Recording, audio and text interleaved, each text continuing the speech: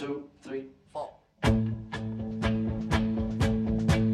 Et si nous reparlions des Beatles dans Blur? Jojo was a man who thought he was a loner, but he knew it couldn't last.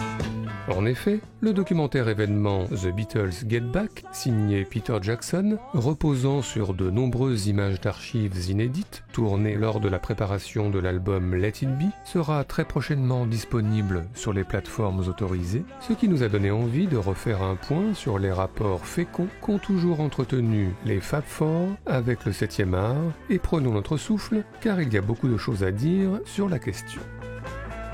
Alors pour commencer, les Beatles ont joué dans des films, tout d'abord A Hard Day's Night de Richard Lester en 1964, où dans leur propre rôle ils évoquent la Beatlemania, un film qui propose évidemment moult performances scéniques, ponctuées par moult cris.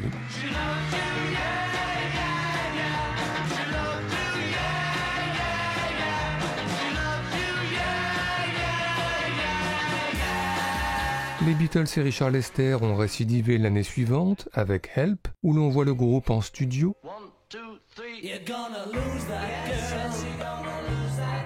mais où l'on suit également le groupe au grand air lors d'une célèbre séquence enneigée.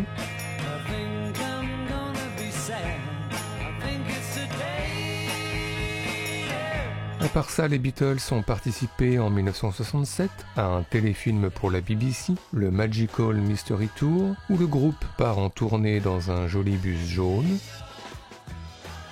Avant l'année 1968 et le film d'animation Yellow Submarine, où les Beatles se déplacent cette fois dans un sous-marin jaune au milieu de poissons colorés, dans une ambiance très psychédélique. 1, 2, 3, 4, can I have a little more? 5, 6, 7, 8, 9, 10, I love you. Enfin citons en 1970 Let It Be, le documentaire crépusculaire signé Michael Lindsay Hogg sur l'enregistrement de l'album du même nom, avec notamment ce fameux concert sur les toits londoniens, dernière performance scénique du groupe avant leur séparation. À part ça, une occasion manquée, et c'est bien dommage, dans le livre de la jungle de Walt Disney, les Beatles devaient prêter leur voix aux 4 vautours volant au secours de Mowgli, mais a priori, des problèmes de calendrier en ont décidé autrement.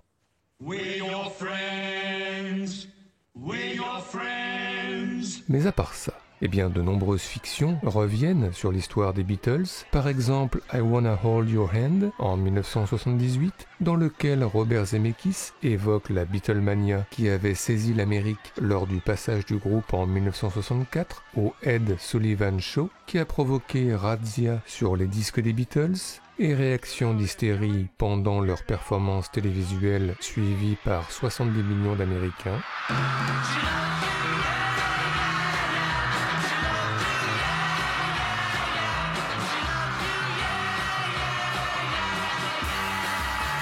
Mais aussi la même année, le Sgt. Pepper's Lonely Heart Club Band, film autour de l'album mythique des Beatles, où l'on peut notamment voir les Bee Gees réinterpréter quelques titres sur scène.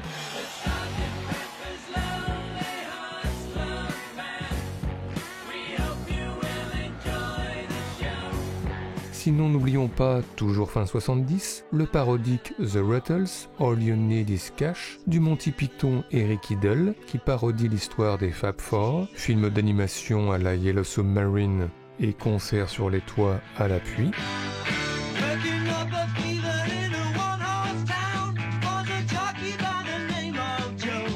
À part ça, dans les années 90, Ian Softly est revenu dans Backbeat sur l'une des premières tournées du groupe à Hambourg au tout début des années 60 avec Stuart Sutcliffe, tout premier bassiste du groupe avant Paul McCartney, incarné sous ses lunettes noires par Stephen Dorff. Enfin plus récemment, citons la comédie musicale Across the Universe de Julie Taymor qui reprend de très nombreux standards des Beatles dans des ambiances urbaines comme Together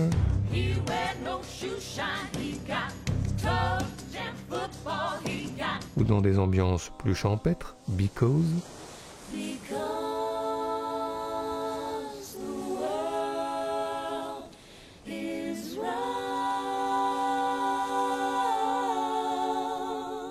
Et puis n'oublions pas le récent Yesterday de Danny Boyle et son fameux pitch « Et si, après une mystérieuse panne de courant mondial, un personnage entrait dans une dimension parallèle où les Beatles n'ont jamais existé ?»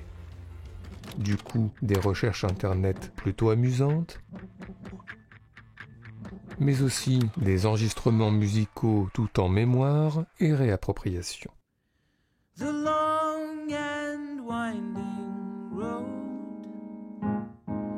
that leads to your door. Mais encore, individuellement, chaque Beatles a aussi eu ses propres collaborations cinématographiques. John Lennon tout d'abord a parfois fait l'acteur en solo, notamment pour Richard Lester encore lui, dans Comment j'ai gagné la guerre, où il apparaît timide aux côtés de Michael Crawford. Sinon après sa mort, Lennon est beaucoup réapparu, par exemple en archives télé détournées aux côtés de Tom Hanks dans Forrest Gump. Forrest Gump, John Lennon. Mais aussi récemment dans la série Vinyl, produite par Martin Scorsese, sous les traits de Stephen Sullivan, assistant avec Yoko Ono à un concert plutôt chic de Bob Marley. Enfin, n'oublions pas, dans Janis et John, un ersatz de Lennon en la personne de François Cluzet. Hello, my name is John Lennon. Paul McCartney, quant à lui, a joué son propre rôle dans Give My Regards to Broad Street de Peter Webb, où on le voit interpréter sur scène quelques morceaux des Wings, comme Silly Love Songs,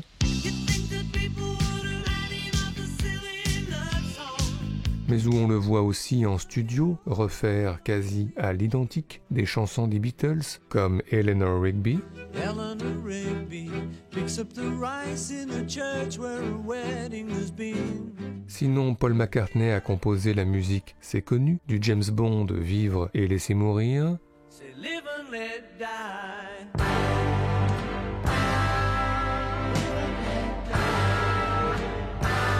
Enfin récemment, Paul McCartney est apparu dans Pirates des Caraïbes, La vengeance de Salazar, en oncle peu ragoûtant de Johnny Depp.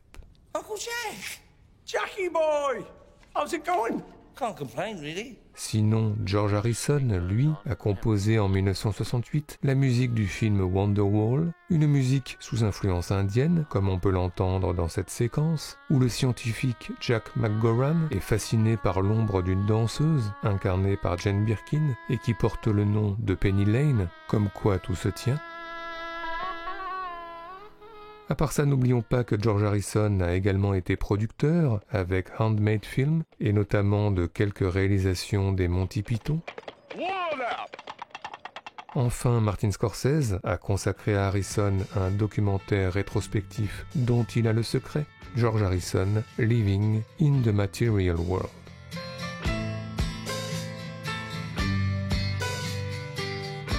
Enfin, l'inventaire ne serait pas complet sans les apparitions fréquentes et toujours insolites de Ringo Starr à l'écran, que ce soit dans le psychédélique 200 Motels de Frank Zappa, ou dans le western spaghetti Blind Man, affrontant dans une caverne l'homme aveugle du titre.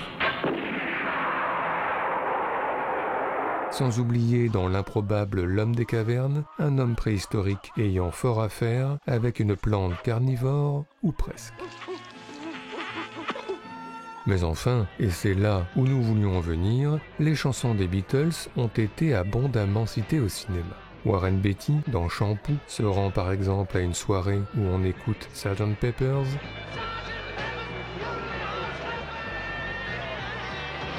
Tandis que Jesse Eisenberg, dans The Social Network, request sa copine sur l'opportun Baby You're a Rich Man.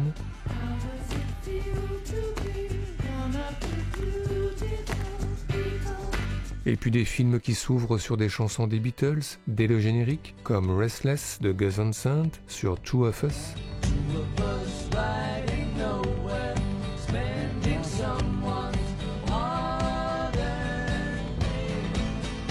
Mais aussi Le Monde selon Garp de George Roy Hill sur l'ironique When I'm 64. Birthday greetings, bottle of wine. Ou encore Jojo Rabbit de Taika Waititi sur I Wanna Hold Your Hand, chanté par le groupe en allemand.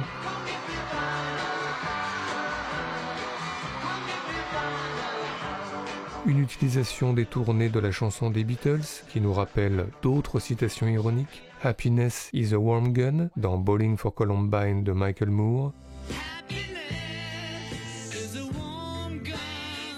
Ou encore le solaire Here Comes the Sun dans la série vinyle déjà citée pour un rendez-vous plutôt anxiogène à la banque. Here comes the sun, I say it's alright. Little darling, it's been a long, cold, lonely winter. Mais encore, eh bien c'est une particularité, les chansons des Beatles ont été très rejouées au cinéma. On entend par exemple From Me to You à un bal en Tchécoslovaquie dans Au feu les pompiers de Milos Forman. Et on joue Michel à un bal en France dans le bal d'Ettore Scola.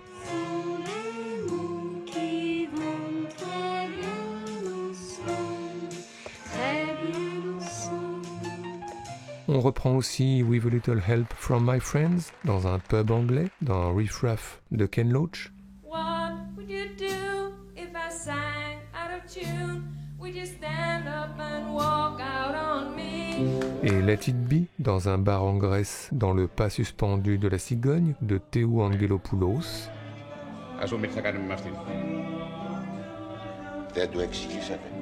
Et puis des versions instrumentales, par exemple de Hey Jude, au début de La famille Tannenbaum de Wes Anderson.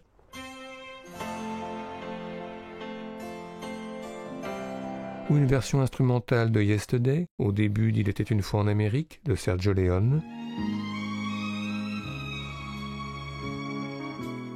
Mais aussi If I Fell, fredonné par Diane Keaton dans sa baignoire dans Shoot the Moon.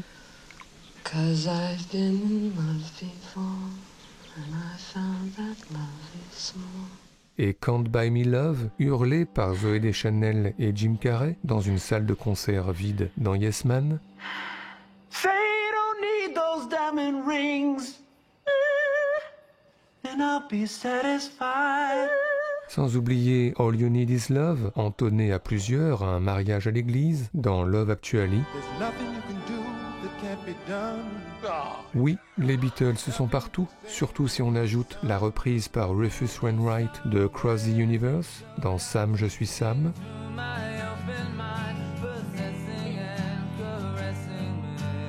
Mais aussi la reprise par Lisa Hannigan et Jeff Russo de Lucy in the Sky with Diamonds dans Lucy in the Sky.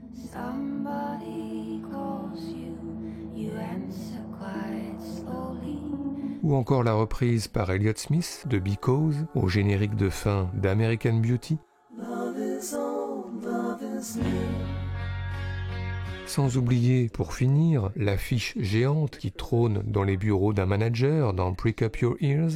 The Beatles are all pursuing the same girl, right? Les pochettes de disques des Beatles qui traînent dans la chambre d'hôtel de Peter Stormare dans $1 Million Hotel. Et les pochettes de disques des Beatles que l'on refait en live dans Leto.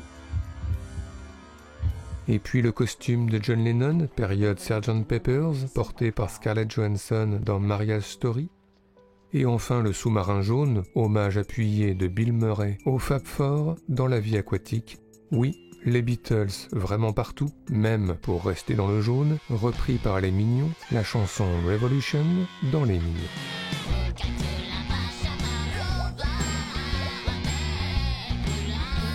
Et tout ceci nous a plus que jamais donné des envies de classement. C'est donc parti pour notre traditionnel top 5 subjectif, celui des meilleures citations de chansons des Beatles au cinéma, en tous les cas pour nous.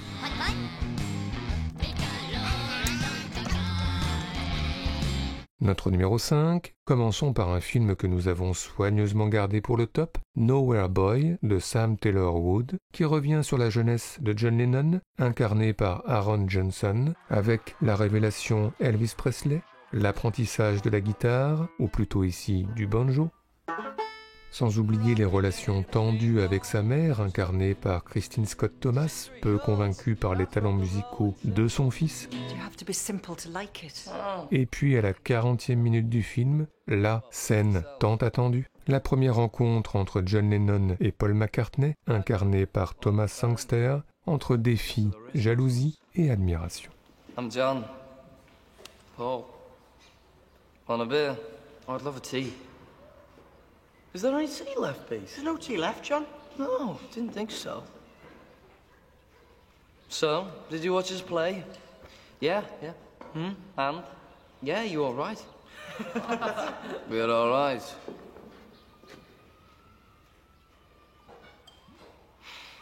You're all right.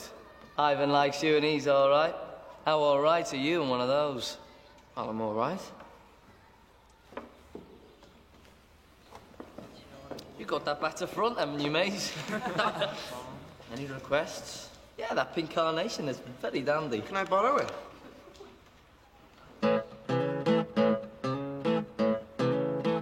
Well, I got a girl with a wrecking machine. When it comes to rocking, she's a queen.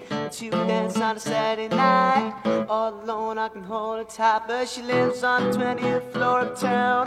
The elevator's broken down, so I walk 1, 2, flat 3, 5, 4, 5, 6, 7, flat 8, 5 more. Upon the 12, I'm starting to drag. 15, the more I'm ready to sag. When I get to the top, and I'm too tired to rock.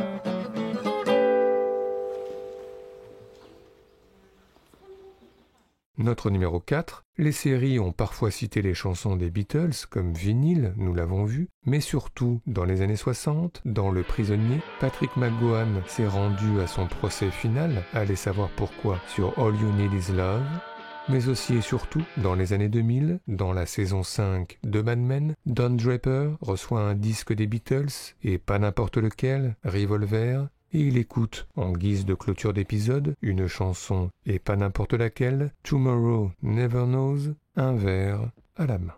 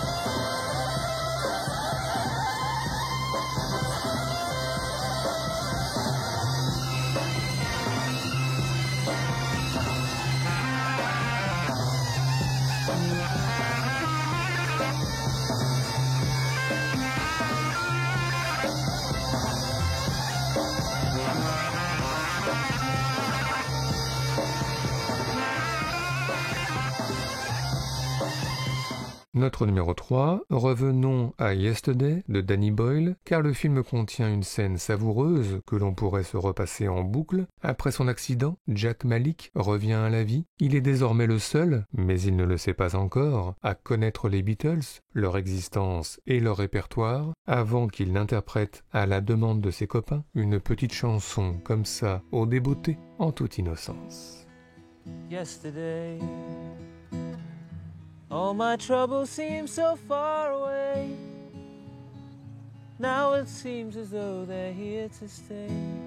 Oh, I believe in yesterday. Go on. Suddenly, I'm not half the man I used to be. There's a shadow hanging over me. Oh, yesterday came suddenly.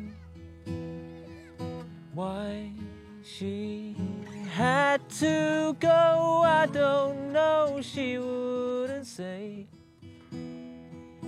I said something wrong, now I long for yesterday.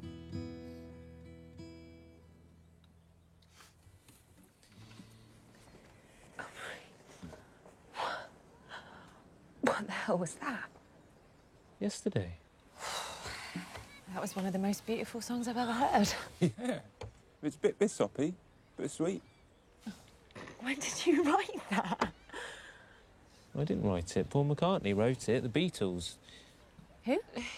Notre numéro 2 concerne une chanson peut-être un peu moins connue des Beatles, I Am the Walrus, que l'on peut notamment entendre dans le téléfilm Le Magical Mystery Tour, une chanson qui a ensuite été reprise par Bono lui-même dans la comédie musicale Cross the Universe, mais la plus belle reprise d'I Am the Walrus, évidemment dans le déjà cité $1 Million Hotel de Wim Wenders, revisité par Peter Stormare, alias Dixie, qui se rêve en 5e Beatles, une réinterprétation au piano qui nous donne la chair de poule, face à un Bud Cort tremblant qui nous donne aussi la chair de poule.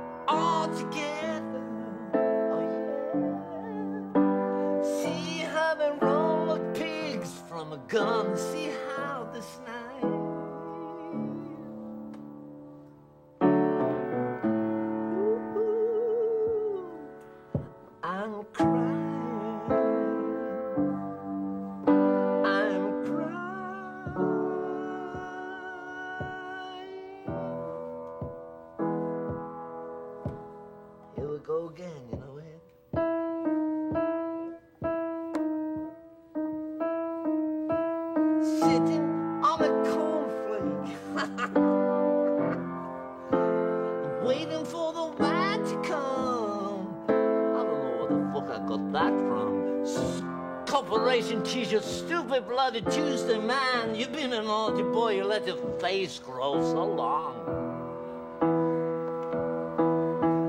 I'm the Eggman, all right? Oh, they're the Eggman. The cars. I am the walrus. Good, and good.